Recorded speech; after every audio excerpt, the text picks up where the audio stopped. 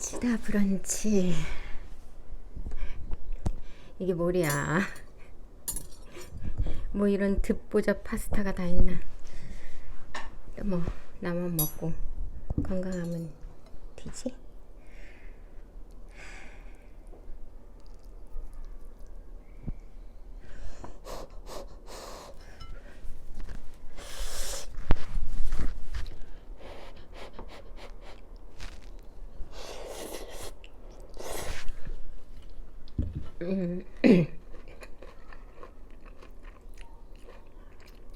가지, 시금치, 마늘종, 마늘, 명란젓까지. 먹을만하네.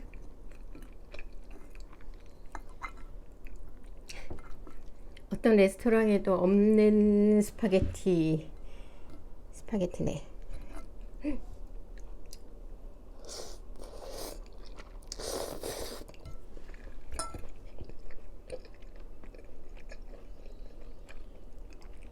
보긴 이래도요,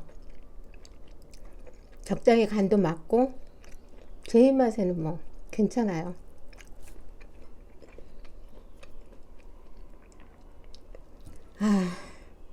오늘은 날씨도 무척 좋은데, 며칠 동안 계속 좋았지만 너무 피곤해서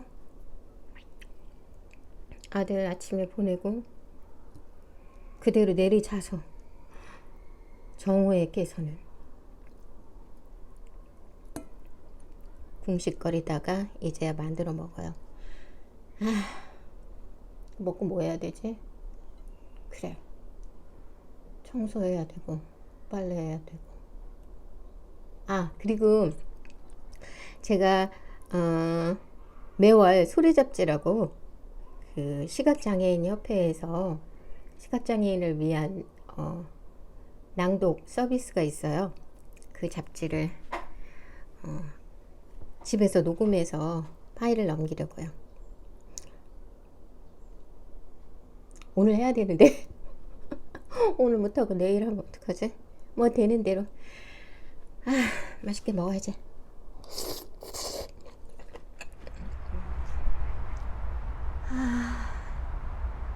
해가 이제 조금 들어가서 한참 뜨거운 시간은 지났어요. 오늘 정말 여름 같았는데 내일은 또 미세먼지가 있다네요. 공원에 잠깐 나왔는데요. 제가 아까 밥을 먹고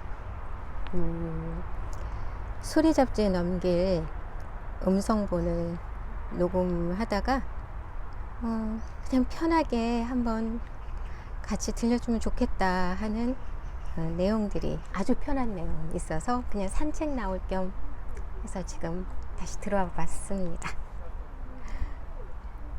사람들이 지나가네요.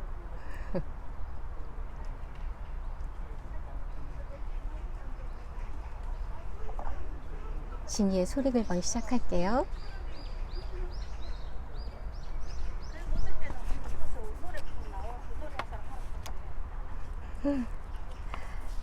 제목은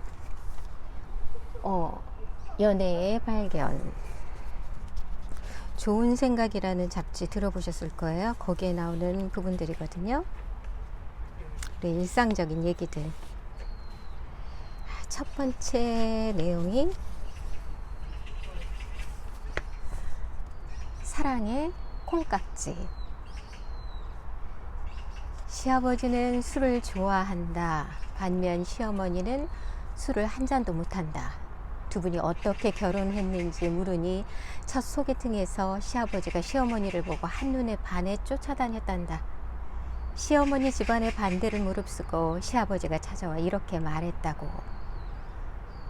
나와 결혼하고 미국 가서 공부하자. 시어머니는 그 박력에 반해 결혼했다. 시어머니는 이날의 일을 지금까지 후회한다. 술을 아예 마시지 않는지라 시아버지의 박력이 주사의 일종인 걸 아는데 오래 걸렸다고 했다. 그때는 콩깍지가 씌어 그것이 사랑 같았다 한다. 엄마 아빠는 어떻게 만났는지 물어봤다. 엄마는 대학 때 남자들이 다방 가서 커피 한잔 하자라고 그렇게 조르더란다. 인기가 많으셨나 보네요. 그런데 아빠는 엄마에게 사이다를 마시러 가자고 했다. 엄마는 그런 아빠가 신선하고 순수해 보였다. 엄마는 이날을 아직도 어이없어 한다. 살다 보니 아빠는 단지 사이다를 정말 좋아하는 사람이었다. 이기적인 음료 선택이 엄마의 눈에는 세상 순수한 사람으로 보였다며 그게 사랑의 콩깍지인가 했다. 나의 그는 연애 시절 전화를 먼저 끊는 법이 없었다.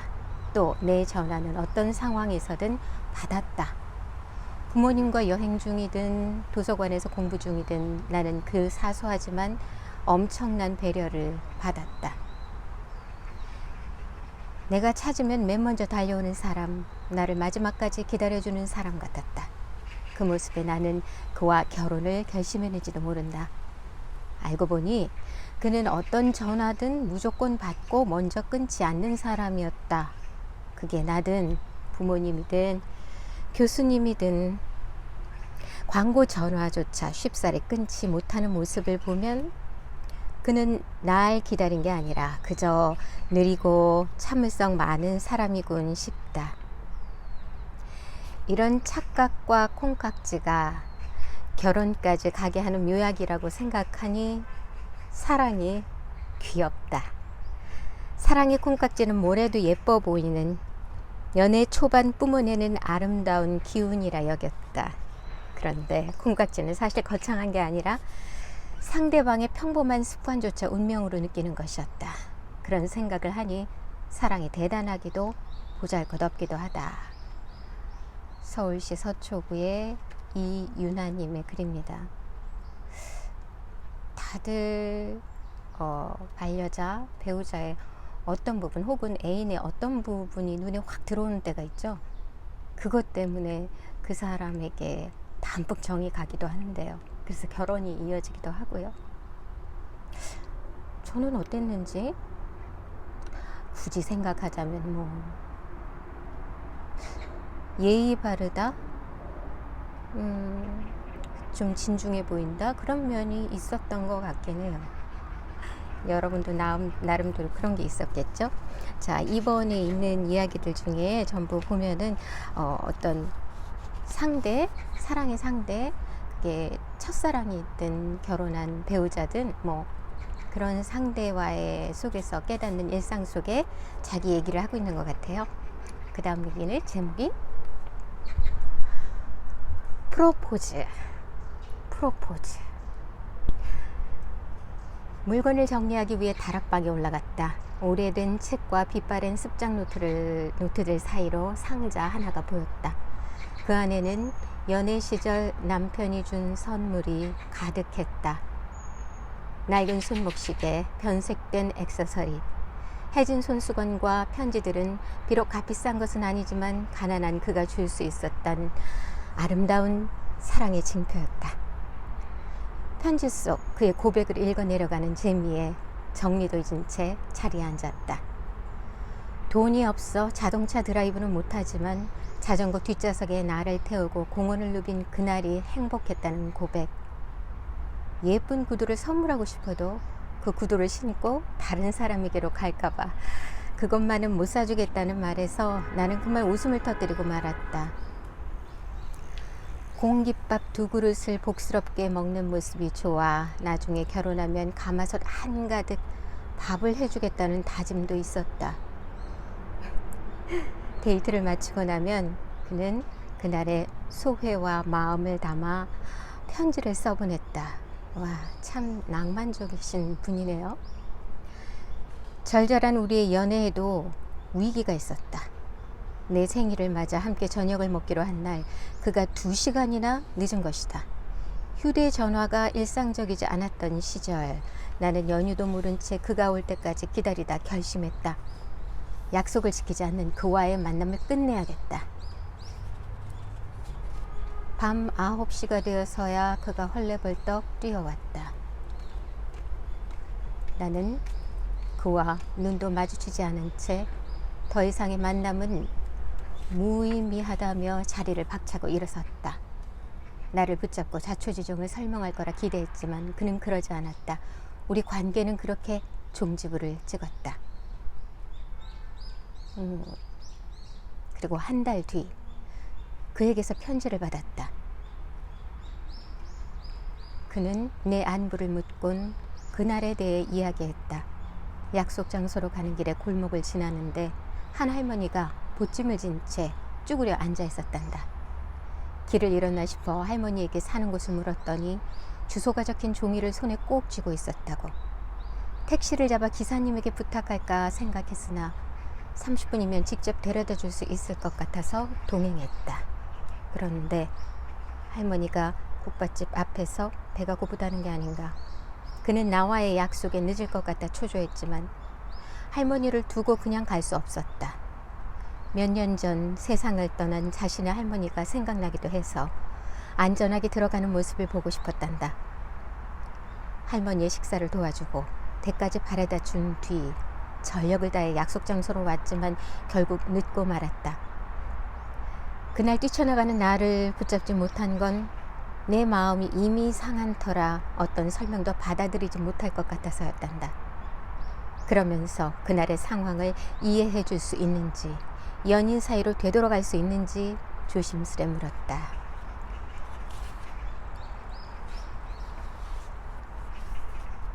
그의 편지를 읽고 나니 미안했다. 사정을 이야기하며 항변할 수도 있었을 텐데 그는 되레 내 마음이 가라앉을 때까지 기다려주었다. 그의 배려가 내 마음에 뿌리 내리는 듯했다. 결국 그 고백이 프로포즈가 되어 우리는 1년 뒤 결혼했다.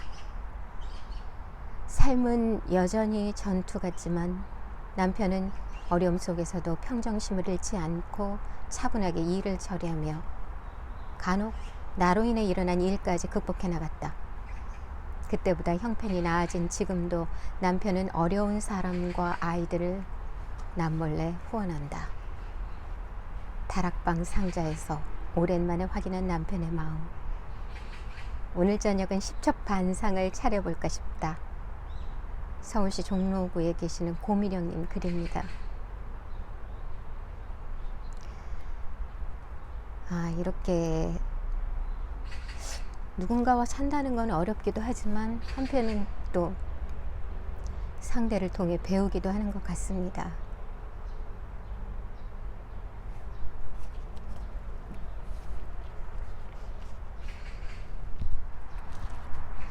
(1% 남자) 직장 동료 커플의 결혼식에서 피아노를 쳤다.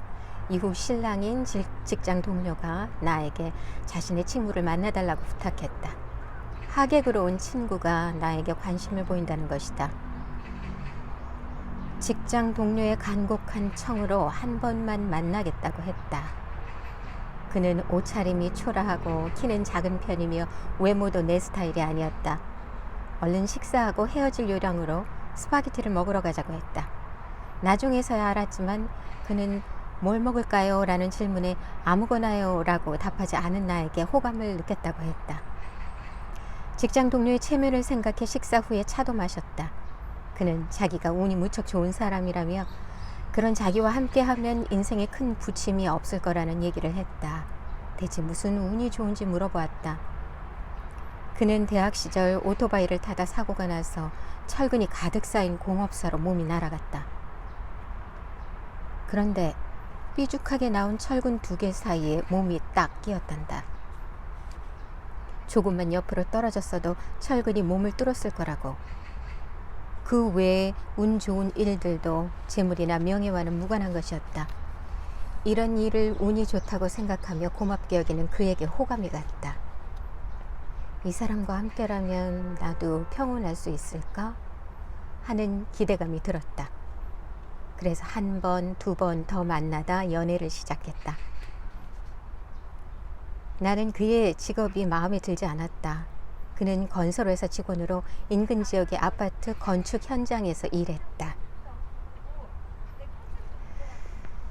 새벽에 출근했다가 퇴근 후 나를 만나러 오는 그의 신발에는 늘 흙이 묻어 있었고 바지는 지저분했다. 어느 날 그가 나에게 문자 메시지로 사진 한 장을 보냈다. 장갑을 낀 손바닥에 새끼 참새가 놓여 있었다. 짓고 있는 아파트 안으로 날아든 새가 미쳐 나가지 못하고 유리에 부딪힌 것이다. 그는 새를 손으로 품고 다니며 보살폈다. 덕분에 기력을 회복한 새는 무사히 하늘로 날아갔다. 그 사진을 보니 그와 헤어질 수 없을 것 같았다. 그는 결혼을 빨리 하고 싶어 했고 나는 결혼 생각이 별로 없었다. 무엇보다 결혼 생활을 힘들게 시작하고 싶지 않았다. 둘 다 가진 것이 별로 없으니 더 벌어서 천천히 했으면 했다. 게다가 그가 다니는 회사의 건설 현장은 전국 곳곳에 있어 결혼해서 떨어져 지내야 할 수도 있었다. 그는 크리스마스를 앞두고 나에게 줄 선물이 있다고 했다. 대한민국 1%만 줄 수 있는 선물이야. 나는 온갖 상상을 했다. 사실 재벌 아들이라고 고백하려나? 집이나 커다란 다이아몬드일까? 크리스마스 당일 그가 나에게 준 것은 모델 하우스에서나 볼 수 있는 모형집이었다. 꽤 정교한 2층 집으로 직접 설계해서 몇 날 며칠을 만들었다고. 지금은 집이 없지만 마흔에는 이런 집에 살게 해줄게요. 나는 그에게 답했다. 진짜지? 약속했다? 우리는 결혼했고 내가 40이 될 때까지 전셋집에 살았다.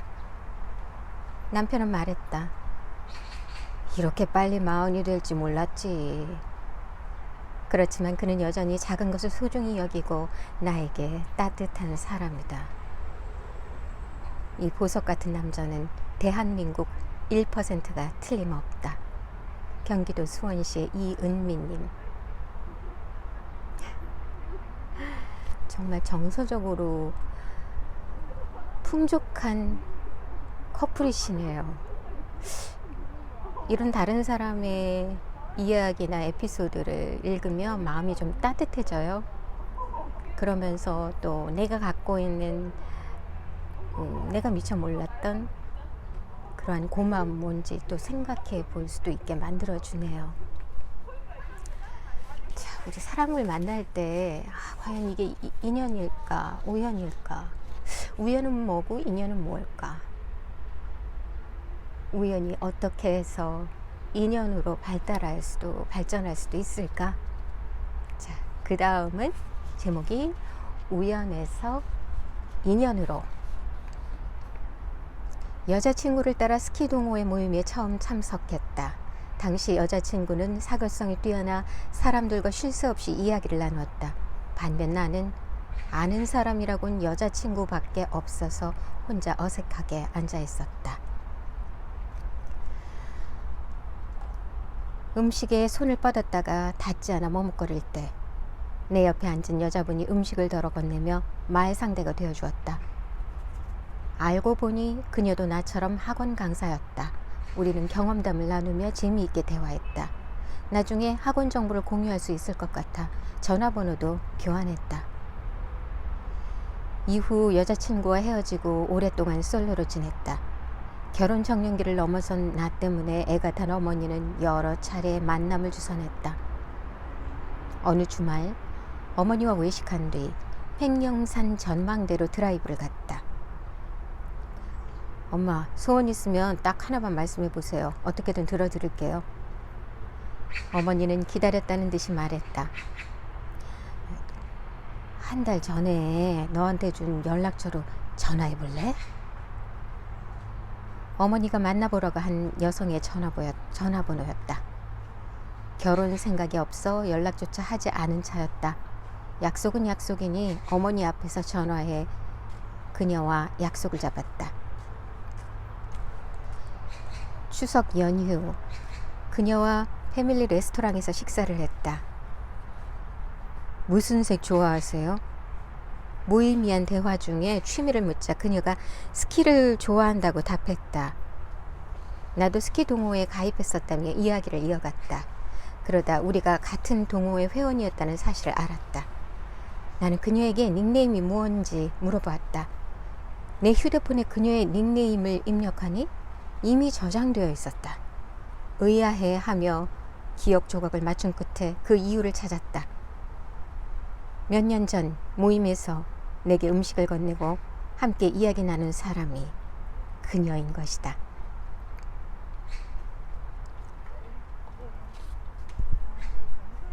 나는 큰눈으로 나를 보며 내 말에 귀 기울이는 그녀의 모습에 반해 두 번째 만남에서 결혼을 결심했다. 까다로운 내 성격을 잘 이해해준 그녀는 어느덧 나를 닮은 두 딸의 엄마가 되었다. 어느 저녁 우리의 첫 만남에 대해 이야기하다가 뜻밖의 사실을 알게 되었다. 내가 처음 전화해서 만나자고 했을 때 아내는 기분이 별로 좋지 않았단다. 남자가 연락할 거라는 이야기에 신경 쓰고 있었는데 한 달 후에야 전화가 왔다는 것.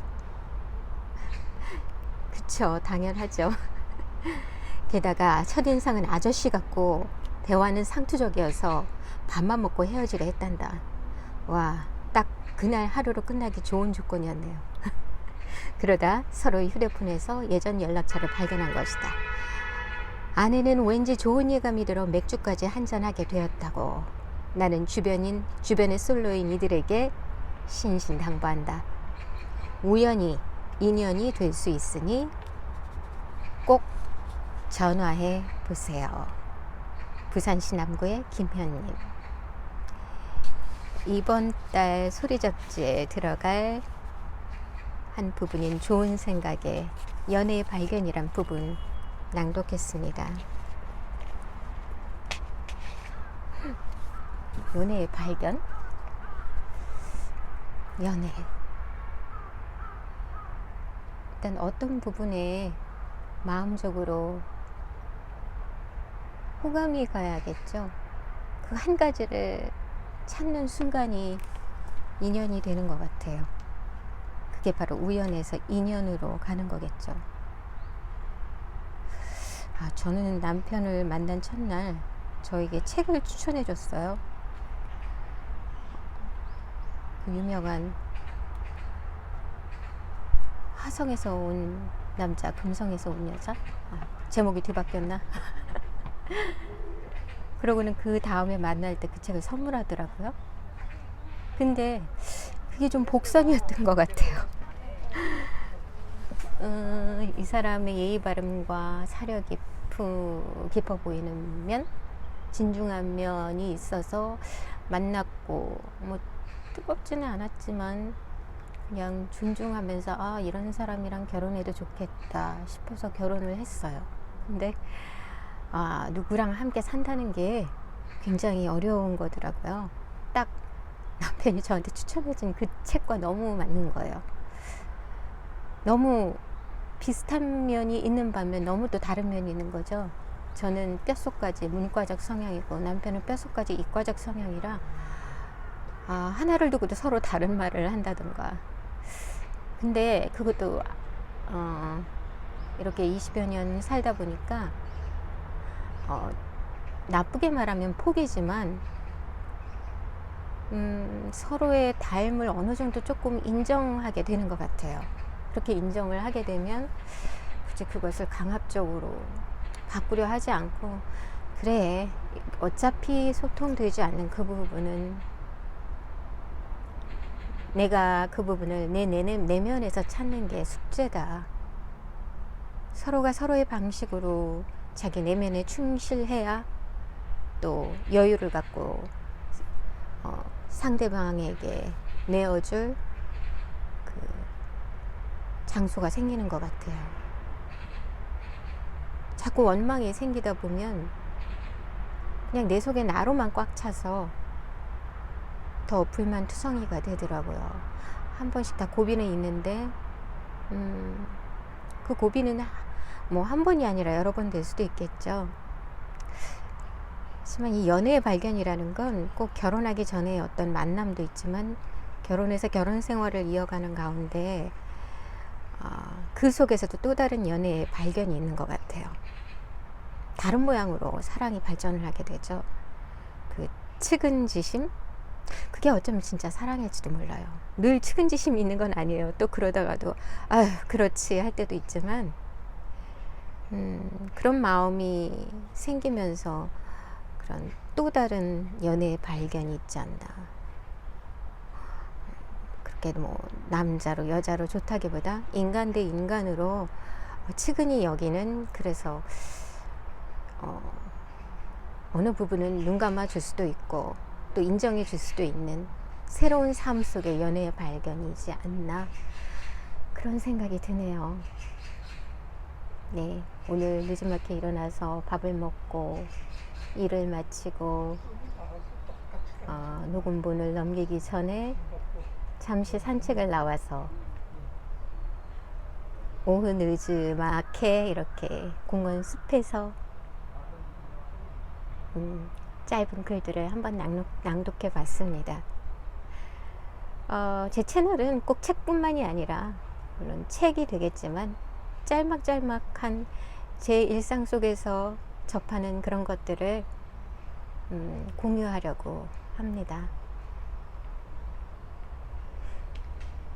시원한 숲속 공기가 느껴지시는지 모르겠네요. 행복합니다. 이런 곳에 있을 수 있다는 게. 여러분도 행복하시고. 진이었습니다. 강아지가 짖네. 네, 편안한 저녁 맞이하시고 이번에도 역시 구독, 좋아요 눌러주시면 정말 감사드리겠습니다. 저 강아지가 말치스인가? 푸들인가 보다. 네, 자 그럼 또 뵐게요.